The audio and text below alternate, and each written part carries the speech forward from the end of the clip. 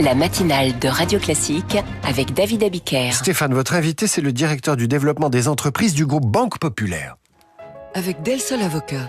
Del Sol Avocat, donnez toutes les chances à votre entreprise. Bonjour Anthony Clément. Bonjour Stéphane. Bienvenue sur Radio Classique. Le moral des TPE-PME s'améliore, nous dit ce matin BPI France. On va commenter ces chiffres et cette tendance avec vous parce que vous connaissez bien les TPE et les PME.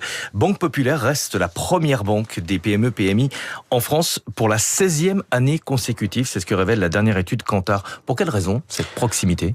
Écoutez Stéphane, j'ai tout d'abord envie de dire un immense merci et puis plus exactement 16 fois merci à nos clients pour cette belle reconnaissance, et puis remercier également nos 4500 conseillers de clientèle professionnels, nos chargés d'affaires entreprises, qui tous les jours accompagnent nos clients sur le terrain.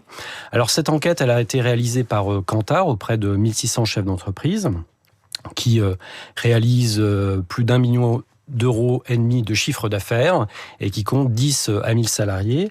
Et 4 questions leur ont été posées. Dans quelle banque disposez-vous d'un compte ? Est-ce que ce compte est actif ? Quelles sont vos 2 banques principales ? Quelle est votre banque principale ? Et à chaque fois, Banque Populaire ressort en première position et c'est une immense fierté pour l'ensemble de nos équipes. C'est une stratégie délibérée de votre part ? Oui, alors ça trouve son origine dans des racines très profondes. Les banques populaires sont des banques tournées vers les entrepreneurs. Elles ont été créées il y a maintenant plus de 150 ans par des entrepreneurs qui, à l'époque, se sont réunis pour pouvoir financer, développer leurs projets. Et puis aujourd'hui, c'est une présence dans tous les territoires.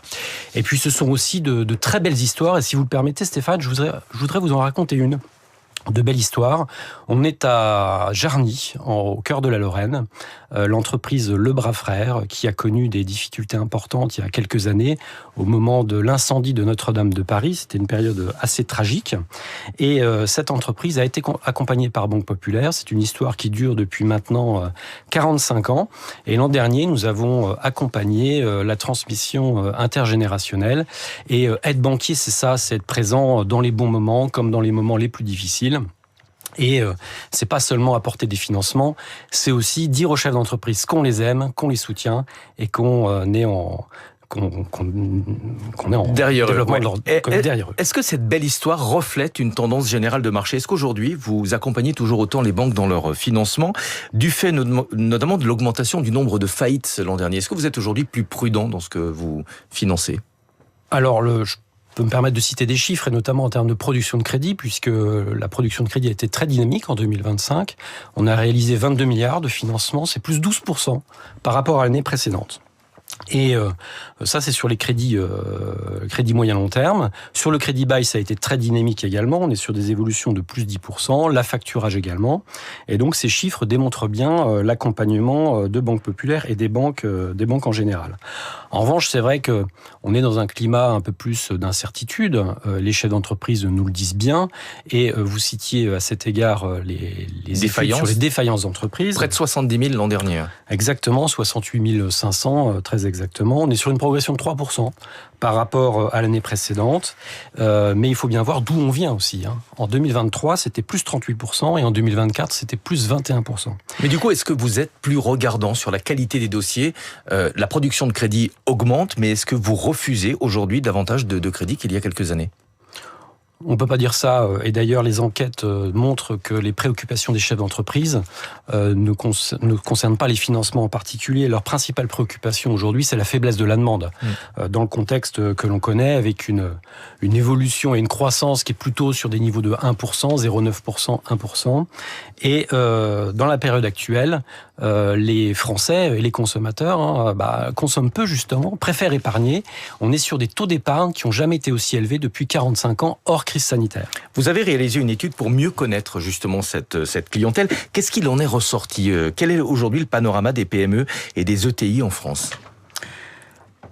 Ce qu'on peut dire, c'est que les perspectives semblent s'améliorer. On en parlait tout à l'heure hors antenne, avec cette enquête de BPI qui démontre qu'on a davantage de dirigeants de TPE, PME qui prévoient une croissance de chiffre d'affaires plutôt qu'une baisse. Donc les perspectives semblent un peu meilleures.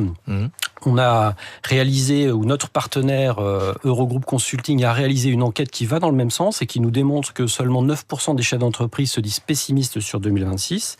Et nos chefs d'entreprise sont des gens particulièrement combatifs, particulièrement offensifs. Et pour 2026, ils envisagent de mettre le cap sur l'international. Ils veulent aller chercher la croissance là où elle se trouve. Mais vous, en tant que banquier, vous voyez les comptes des entreprises. Est-ce que vous avez le sentiment qu'aujourd'hui, les chefs d'entreprise sont plus prudents dans leur gestion au quotidien du fait de l'incertitude économique ? Oui, on le voit notamment dans le montage des dossiers. C'est vrai que sur nos dossiers de financement, les chefs d'entreprise ont tendance à nous demander un maximum de financement de manière à pouvoir conserver une épargne de précaution pour pouvoir faire face en cas de coup dur. Ça, c'est des choses que l'on voit très concrètement dans les dossiers qui sont étudiés par nos équipes. Et est-ce que les entreprises réfléchissent davantage aujourd'hui avant de se lancer dans un projet d'investissement pour les mêmes raisons, du fait de l'incertitude économique et de la fragmentation du monde ? Oui, ce sont des choses qu'on constate. On a des chefs d'entreprise qui nous disent vouloir reporter leurs investissements en raison de cette incertitude. Mais encore une fois, les chiffres nous démontrent que c'est pas le cas de tout le monde et que nous avons des entreprises qui sont là aussi pour saisir les opportunités quand elles sont présentes avec des projets de développement.